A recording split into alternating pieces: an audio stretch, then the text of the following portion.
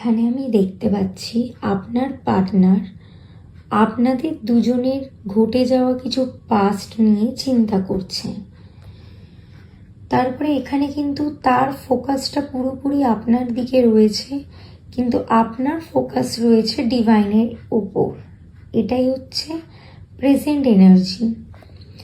আপনার পার্টনার এই বিষয়ের জন্য খুব ইমোশনাল হয়ে রয়েছে যে আপনার কেন তার প্রতি কোনো নজর নেই।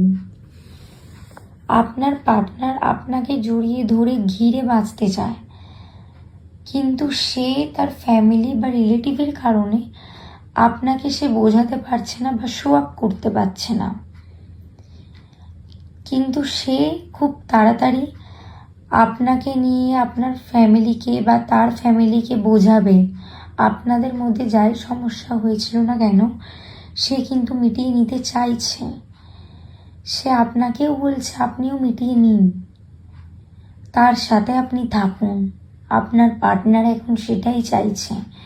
এই এনার্জির ক্লেম পেতে চাইলে অবশ্যই কমেন্ট বক্সে লিখে দেবেন থ্যাংক ইউ ইউনিভার্স।